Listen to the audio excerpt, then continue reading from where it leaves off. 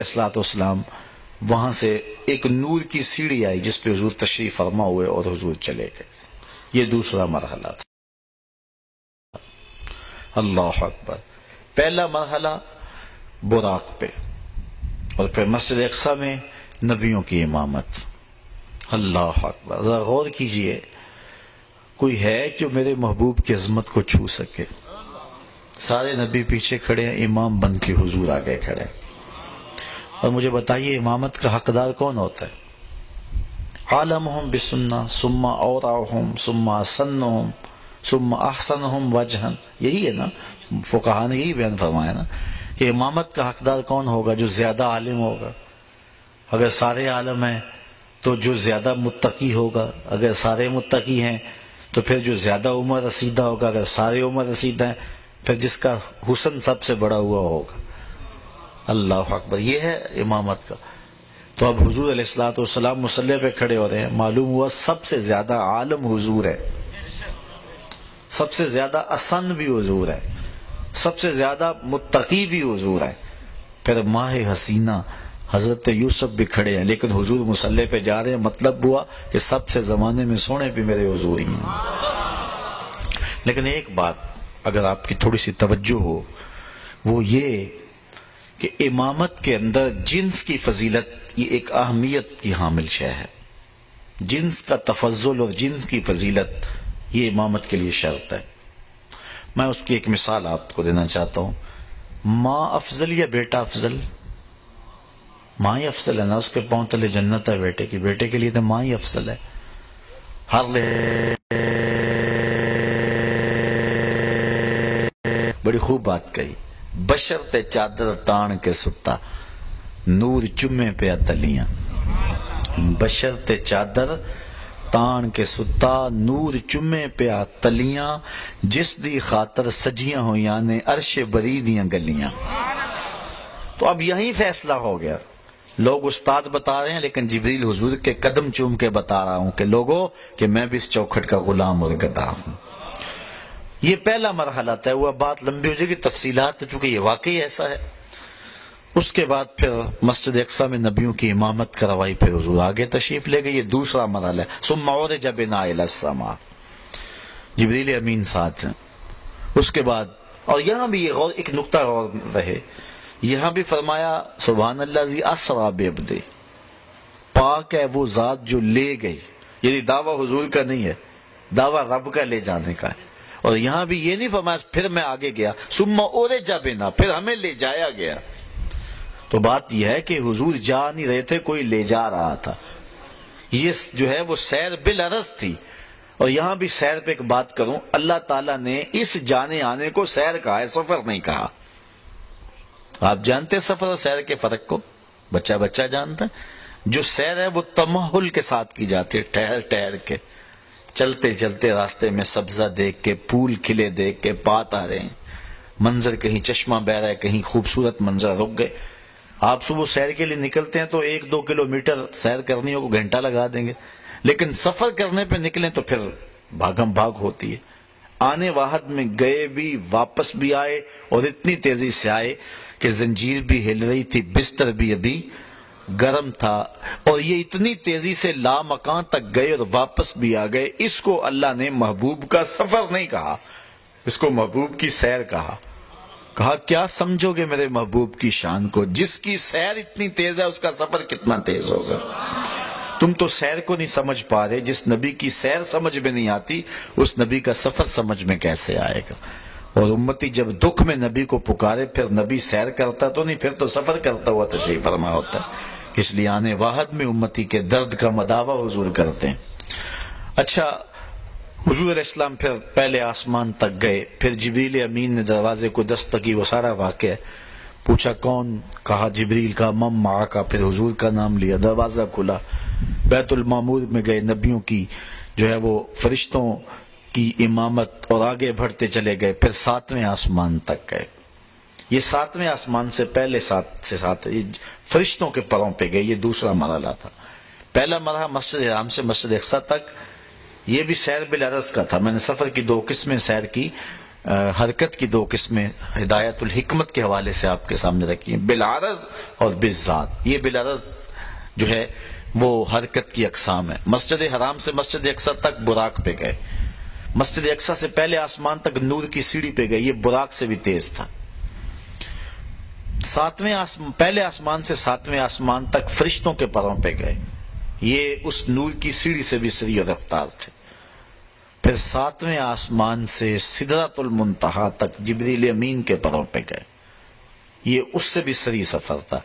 جب سدرہ پہ پہنچے تو جبریل نے ہاتھ باندھ دیے، لو دنوت خطوۃ لترکت، کہ آگے ایک بال بھی آگے بڑھوں تو جل کے راکھ ہو جاتا ہوں، آگے میں نہیں جا سکتا۔ بدو گفت سارا بیت الحرام، اے حامل وہی برتر حرام، جو در دوستی مخلصم یافتی، انانم ز صحبت چرا تافتی۔ کہا جب میں اتنی دور سے تجھے ساتھ لیے آ رہا ہوں تو اب تم راستہ کیوں چھوڑ رہے ہو؟ تو کہا کہ میں آگے ایک بال بھی بڑھوں تو جل کے راکھ ہو جاتا ہوں۔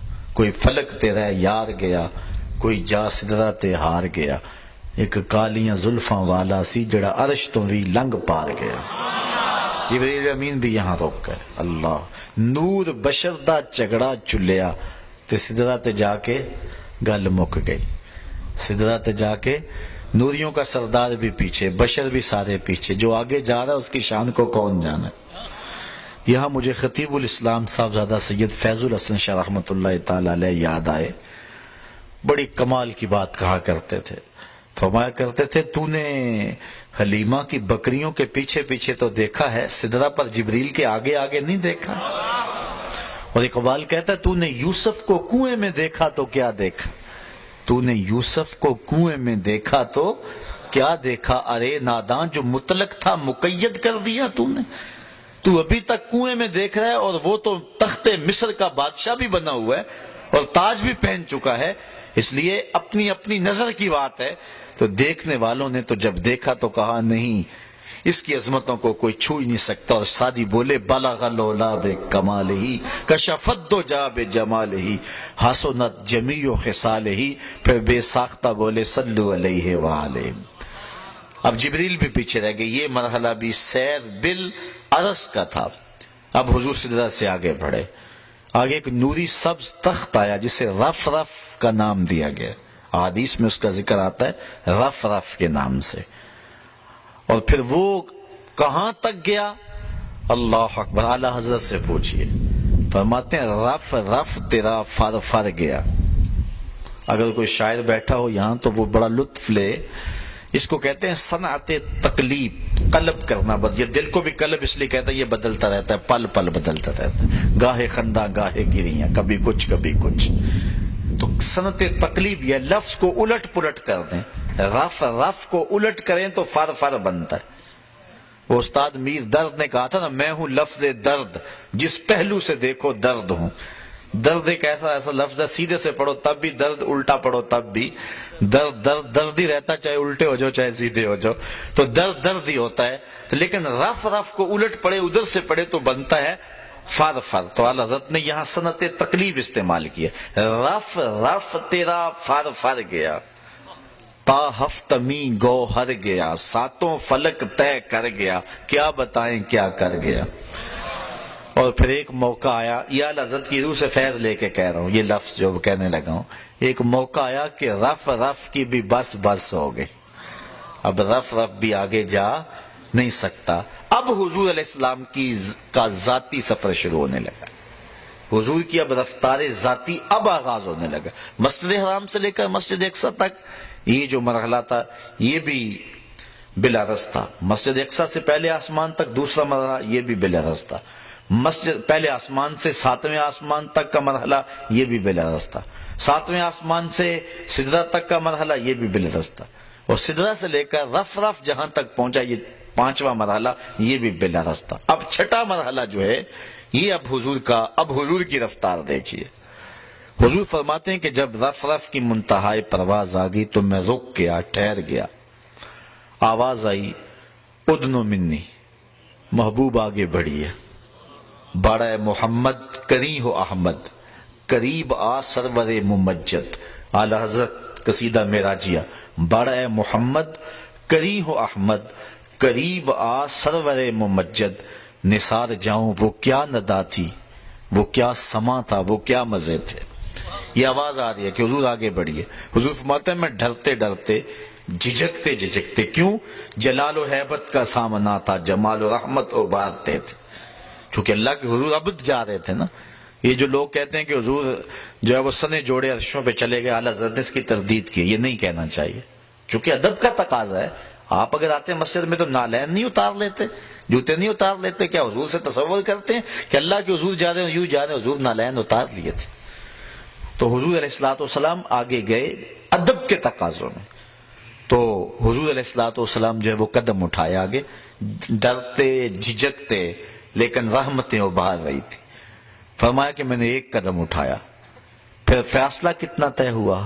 مسجد حرام سے لے کے مسجد اقصیٰ تک، مسجد اقصیٰ سے لے کر پہلے آسمان تک، پہلے آسمان سے چھٹے ساتویں آسمان تک، ساتویں آسمان سے سدرہ تک، سدرہ سے رف رف جہاں تک پہنچا تھا۔ ان 5 مرحلوں میں کل جتنا ٹوٹل سفر طے ہوا تھا، فرمایا ایک قدم میں اتنا فاصلہ طے ہو گیا۔ یہ ہے حضور کی رفتار کا عالم، یہ ہے حضور کی سیر کا عالم۔ یہ ابھی سیر کی کیفیت ہے، سفر ہو تو کیفیت کیا ہوگی؟ فرمایا کہ ایک قدم میں اتنا فاصلہ طے ہو گیا۔ پھر میں رک گیا، پھر آواز آئی کہ بڑھ اے محمد، ادنو منی یا احمد، پیارے اور نیڑے آ جا۔ حضور فرماتے ہیں پھر میں نے دوسرا قدم اٹھایا، پہلے قدم سے لے کر کے سدرہ سے مسجد حرام سے لے کر کے پہلے قدم تک جتنا فاصلہ 5 مرحلوں میں طے ہوا، ایک قدم میں فاصلہ طے ہوا۔ اب ایک قدم کا یہ فاصلہ بھی شامل کر کے اور پچھلے 5 مرحلوں کا فاصلہ بھی طے کر کے، ان کل 6 مراحل میں جتنا فاصلہ طے ہوا تھا، دوسرے قدم میں اتنا فاصلہ پھر طے ہو گیا۔ پھر تیسرا قدم اٹھایا تو جتنا کل پیچھے فاصلہ طے ہوا تھا 2 قدموں سمیت، تیسرے قدم میں صرف ایک قدم میں اتنا فاصلہ طے ہو گیا۔ یہ آواز آتی رہی، قدم بڑھتے رہے، حتیٰ کہ 70,000 مرتبہ آواز آئی اور قدم اٹھتے رہے۔ پھر کہاں تک پہنچے؟ اللہ اکبر! خدا فرما رہا ثم دنا فتدلی فکان قاب قوسین او ادنی، پھر وہ قریب ہوا، پھر وہ بھی اس کے قریب ہوا۔ کتنا قریب ہوئے؟ اللہ تعالیٰ ارشاد فرماتا ہے کہ جس طرح 2 کمانوں کا فاصلہ ہوتا ہے، جس طرح 2 کمانوں کا آپس میں فاصلہ ہوتا ہے، ایسا فاصلہ ہوا۔ حضرت علامہ جلال الدین سیوطی نے تفسیر جلالین میں فرمایا، آپ فرماتے ہیں کہ یہ سمجھانے کے لیے ہے، یہ تفہیم کے لیے ہے، ورنہ اللہ تعالیٰ نے آگے جا کے فرمایا او ادنا، یہ تمہیں سمجھانے کے لیے فاصلہ بتا رہے ہیں، لیکن فاصلہ تو اور کم رہ گیا تھا، اور زیادہ قریب ہو گئے تھے۔ اب کتنے قریب ہوئے یہاں مجال نہیں ہے۔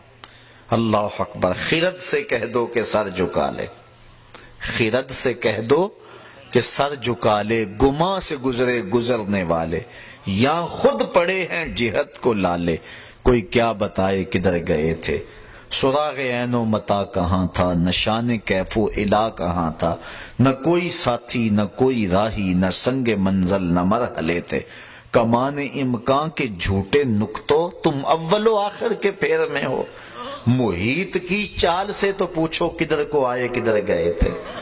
وہی ہے اول، وہی ہے آخر، وہی ہے ظاہر، وہی ہے باطن، اسی کے جلوے اسی کو ملنے، اسی سے اس کی طرف گئے تھے، کمان حیرت میں سر جھکائے، عجیب چکر میں دائرے تھے۔